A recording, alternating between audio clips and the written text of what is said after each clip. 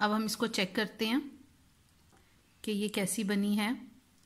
अब एक हम स्लाइस निकालते हैं बड़े आराम से और मैं आपको इसको कट करके दिखाती हूँ कि ये देखें कितने आराम से ये कट रहा है। ये देखें,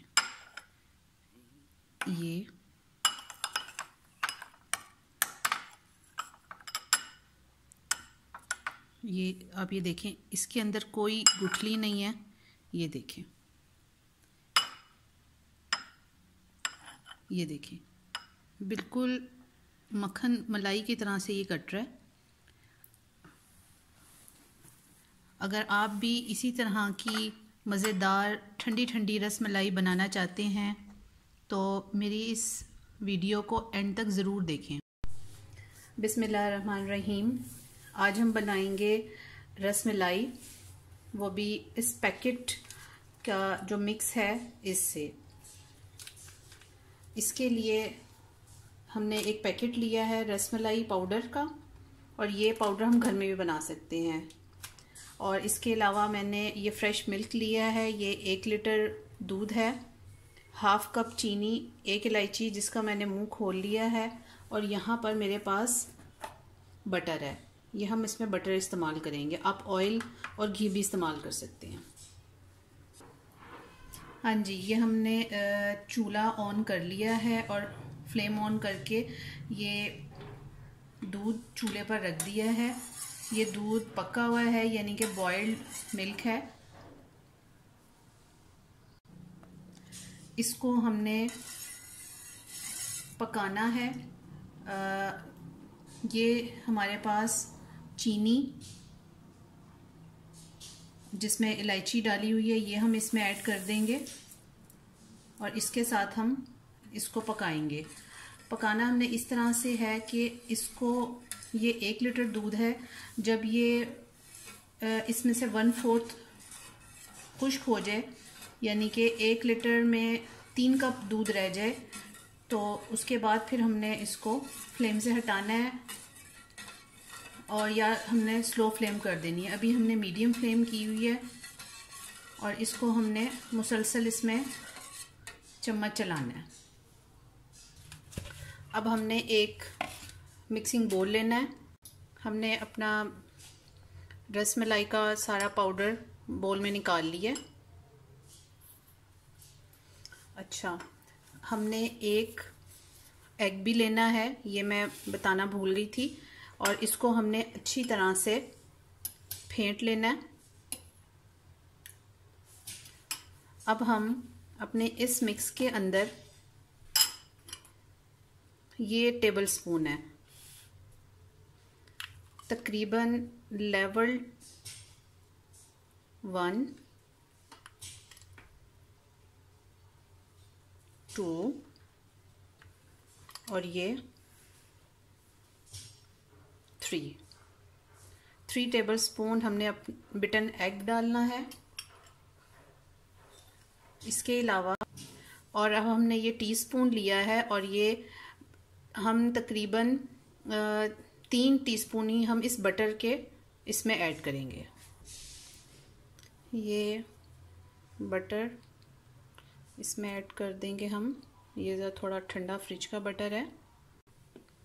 ये मैंने इसमें, ये देखें, बटर भी ऐड कर दिया है और अब हम इसको अच्छी तरह से मिक्स करेंगे।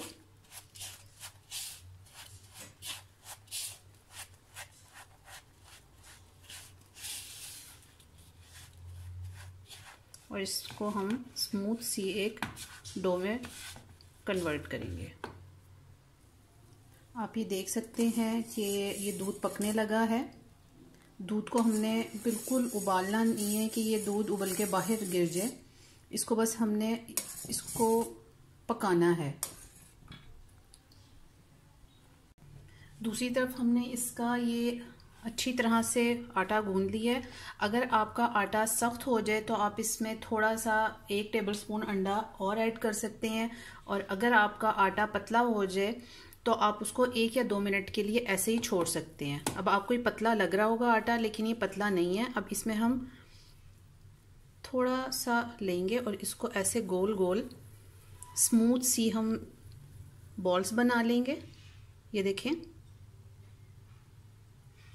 इस तरह से हम बॉल्स बना लेंगे और कोशिश कीजिएगा कि इसके अंदर क्रैक्स ना हो। अगर क्रैक्स होंगे तो आपकी ये रसमलाई टूट जाएगी। इस तरह से बॉल बनाकर और उसको हल्का सा प्रेस कर दें या कोई भी शेप आप दे दें और उसको फ़ौरन दूध में डालते जाएं। ये देखिए दूध उबल रहा है और अब हमने इसी तरह से इसमें ये डाल देनी है। अब हम सारी बना लेंगे और दूध में डालते जाएंगे। ये आप देख सकते हैं रसमलाई फूल कर ऊपर आ चुकी है और मैंने सारी रसमलाई बना के इसमें डाल दी थी। अब इस पॉइंट पर हम ये 1 चुटकी ज़ाफ़रान है, ये मैं इसमें ऐड कर दूंगी। ये ऑप्शनल है, आप नहीं भी ऐड करें तो कोई मसला नहीं है। अब हम बिल्कुल हल्के हाथों से इसको पलट लेंगे, बिल्कुल सॉफ्ट। ये देखें, ऐसे हम इसको पलट लेंगे। जी, तो ये मैंने सारी रसमलाइयों को पलट दिया है और अब हम इसको इसी तरह से 5 से 10 मिनट तक पकाएंगे। जैसा कि आप देख रहे हैं कि हमारी रसमलाई बिल्कुल अंदर तक पक चुकी है। अब हम फ्लेम ऑफ कर देंगे और इसको हम ठंडा होने देंगे। अब रसमलाई तकरीबन ठंडी हो चुकी है, इसको हम डिश आउट करेंगे। हाँ जी, जैसा कि आप ये देख सकते हैं, ये मैंने एक डिश ली है और इस डिश में बड़ी एहतियात से और आराम से हम अपनी रसमलाई को निकालेंगे। ये अभी भी गर्म है और इसमें हम थोड़ी स्पेस रखेंगे ताकि हम जब इसके ऊपर दूध डालेंगे इसने और मज़ीद दूध को ये सक करेगी। ये आप देख सकते हैं, ये मैंने सारी रसमलाई अपने डिश में निकाल ली है। अब ये सॉस पैन में थोड़ा सा दूध बचा है, ये दूध भी हम इसके ऊपर सारा डाल देंगे। आप ये देख सकते हैं, ये सारा दूध रसमलाई पर डाल दिया है। अब हम इसको गार्निश करेंगे। मेरे पास कटे हुए कुछ बादाम हैं, वो हम इसके ऊपर डाल देंगे। अभी आपको ये सारी रसमलाई दूध में बिल्कुल डूबी हुई नज़र आ रही है। ये दूध को और मज़ीद अपने अंदर जज़्ब करेगी।